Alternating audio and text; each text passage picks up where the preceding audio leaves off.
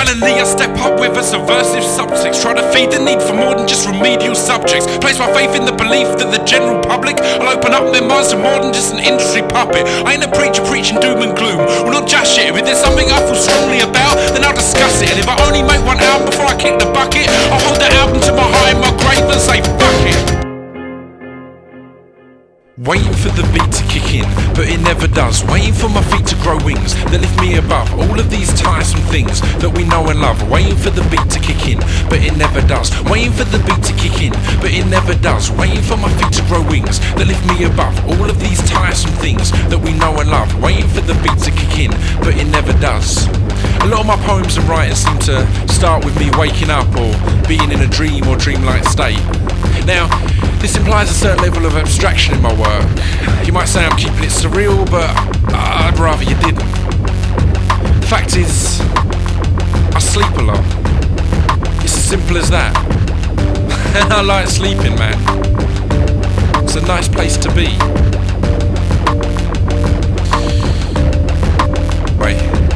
I was walking along through unfamiliar streets and it felt strange because there didn't seem to be anyone else around. I don't know where I was, but it had the feel of New York, but not New York in real life, the New York you see in old films. I can't really explain why, it just had that vibe. Every step I took felt somehow more dramatic. So I kept walking, and down an alley behind a bar, sitting on some metal steps, I saw a man. From the look and smell of him, it was clear he enjoyed a drink, but it wasn't in such a state I felt him to be any kind of irrational threat, so I approached him with due care. "Ah, Mr. Pip," he said out loud, "we've been awaiting you. My name is Elwood P. Dowd." Now just what he meant by we, I didn't really get, but all the same I took a seat next to him on the step. He said, "You'll meet a few people before this day is through who will administer advice and guidelines to you.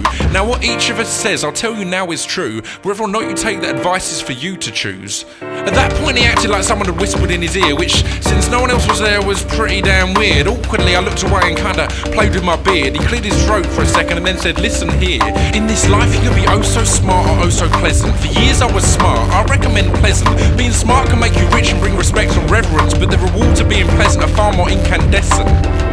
With this information I was encouraged to walk on.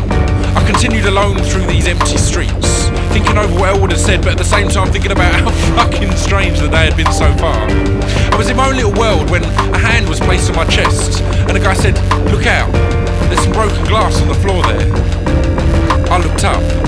He said, "Hi, pleased to meet you. My name is Lloyd Dobler. I'll get straight to the point, won't take too much time from you. I'm probably the youngest person you'll get advice from today. And you may think a guy my age wouldn't have anything to say, but it's said that observation, that old age brings wisdom, and I observe every single life lesson I'm given.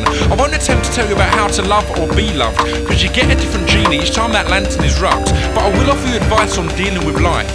Its ups and its downs, its troubles and its strife. Now I'm sure you've had times you felt down and angry. You wanted to lash out, punch a wall and be manly. But the question I pose now will offer you a plan B, and maybe some peace and quiet for your friends and family.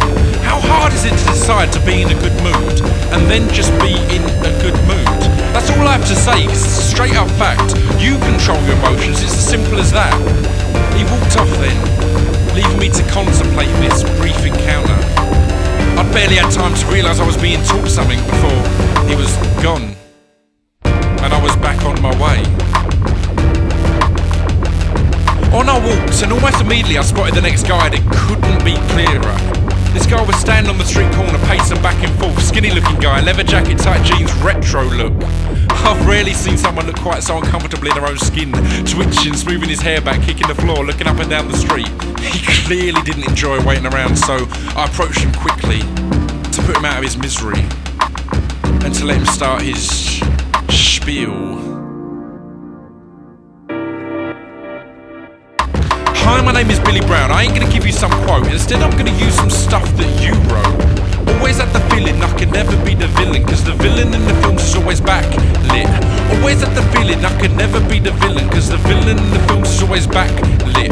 Now I find it pleasing to defend myself with reason, but this clock is always sitting on my back. Tick, tick, tick. Then, no explosion, but persistence brings erosion. Like a picture overly exposed, and like a fox that's been run over in the road and Basically what I'm trying to say to you is you don't achieve anything by letting the past dwell within you.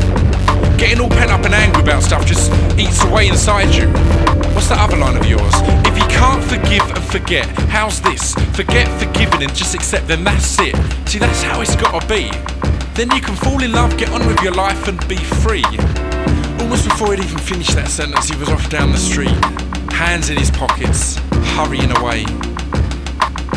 Now quite accepting the totally surreal time I was having, I rounded the corner and continued on to my next encounter.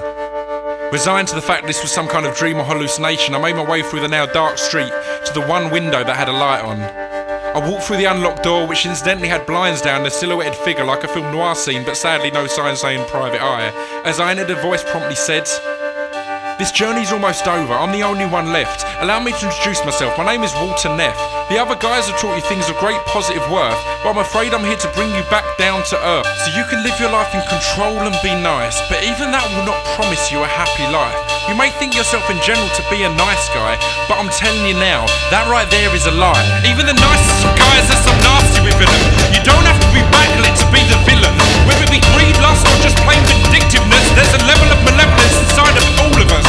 You can paint yourself an image and live in your own little dream, but this ain't a dream, it's one big silver screen. So when you think you've got your happy ending, don't ever forget it. Ain't over till you hear the sound of your end credits. You'll be waiting for the beat to kick in, but it never does. Waiting for your feet to grow wings that lift you above all of the tiresome things that you know and love. Waiting for the beat to kick in, but it never does. Waiting for the beat to kick in, but it never does. Waiting for your feet to grow wings that lift you above all of the tiresome things that you know and love. Waiting for the beat to kick in, but it never does.